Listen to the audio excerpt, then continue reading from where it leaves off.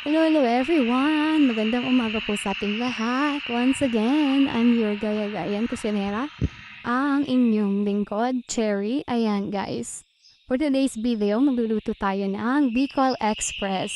Bicol Express yung nilutuin natin ngayon kasi nga last time niluto ko na to kaso medyo nabitin sila kaya kailangan ko ulit magluto kasi ito ang kanilang request. Dapat kasi magkaano ako yung binagoongan lang kaya lang sabi ng aking Junakis ay ang ano na lang daw, Bicol Express na lang. So ayan guys, syempre unang-una, papainitin natin yung ating mantika. Tapos, pagkapainit natin ng mantika, malamang magigisa na tayo. So ayan guys, happy Tuesday sa ating lahat.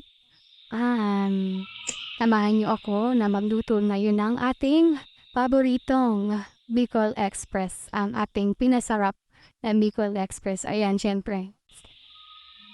Buti naman guys, wala na tayong bagyo ngayon, no? Kaya, medyo maaliwalas na yung ating panahon ngayon. At para naman dun sa mga tinamaan ng nasalanta ng ating bagyo. So, ayun. Ingat-ingat po tayong lahat, everyone. Ayan, syempre, ayan, habang nagpapainit tayo ng ating mantika, shout out po sa lahat ng aking mga silent viewers dyan. At dahil sa inyo, meron akong earnings. Ayan, thank you so much everyone. Sino man kayo, dahil hindi ko kayo nakikita, ayan, salamat sa inyong patuloy na panunood sa aking mga munting video, sa aking mga munting vlog. Kaya ayan, salamat po ng marami. Please like and share lang po para naman matagdagan ng aking earnings. May earnings naman ako kaya lang syempre mas masaya kung ila-like ninyo yung aking kahit hindi niyo gusto. So ayan guys. Syempre nilagay ko na dyan ang ating garlic. Ilagay ko na ang ating garlic. Ang lagi ko talagang inuuna pag nagigisa ako is, syempre, yung ating bawang. Yan talaga ang lagi kong inuuna pag nagigisa ako. Pero nasa sa inyo naman yun. Nasa sa inyo naman yun kung anong gusto ninyong unahin. Pwede ninyong unahin dito ang sibuyas, pero kasi sa akin, I want the garlic. Inuuna ko talaga yung garlic. So, ayan guys. Siyempre, lulutuin natin mabuti ang ating bawang para masarap ang ating lasa. Masarap ang lasa ng ating lulutuin pag yung ating mga condiments ay naluluto natin ng mas maayos. So, ayun guys.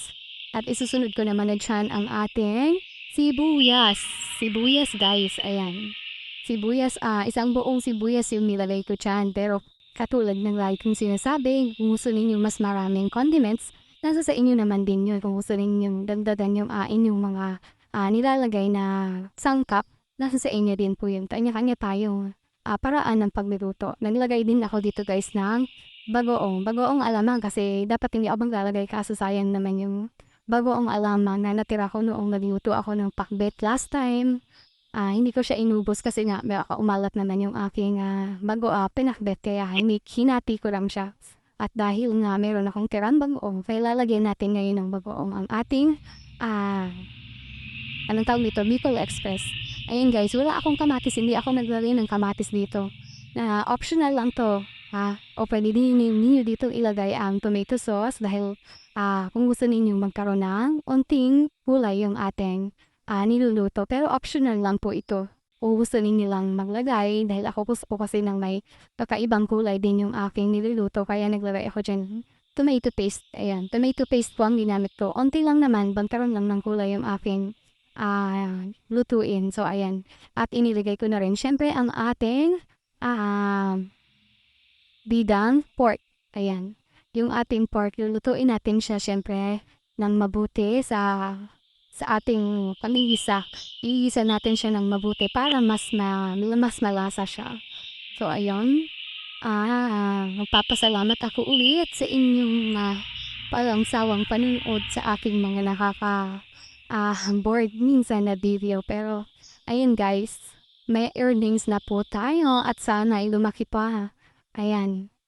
Ayan, syempre, haluin natin. Haluin natin ng haluin para mag-even yung pagkakaluto ng ating, pwede nyo itong guys, yung medyo tutong na onti yung ating kawali kasi nagbibigay din yun ng kakaibang lasa sa ating mga niluluto. Yung parang mga medyo toasted na. Ngayon po nagmamadali naman kayo at hindi naman nakakailangan talaga pwede naman na kayong i-skip niyo na yung gano'ng process. So, ayan, naglagay din ako diyan ng onion na powder at saka, ano yung tawag do'n, chili powder at saka paminta, ayan. Pinong paminta, naglagay ako diyan. Mama's Choice, ayan, 'di ba? Ayan ang aking, ginagamit na mga condiments sa aking niluluto. Tapos, siyempre pagluto na yan guys at maglalagay na rin tayo diyan ng, anong tawag dito, gata, ayan.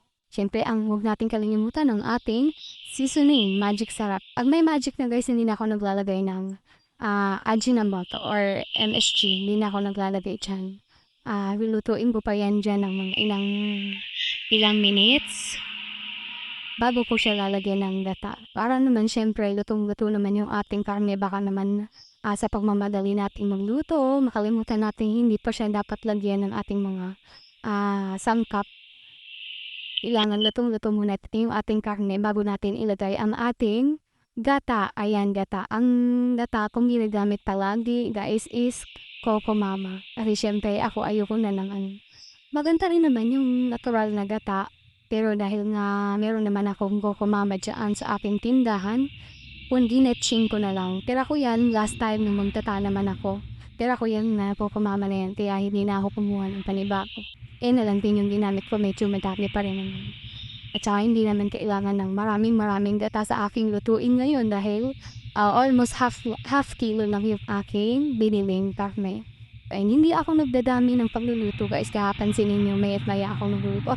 Nagluluto ako sa umaga, tanghali, gabi kasi nga pag inisang luto ko hindi nila kinakain, ayaw nila ng bahaw na ulam. Kaya ayun, konti lang palagi ang aking niluluto. Ayun guys, pansinin nyo nilagay ko na ang ating bell pepper, mali-mali.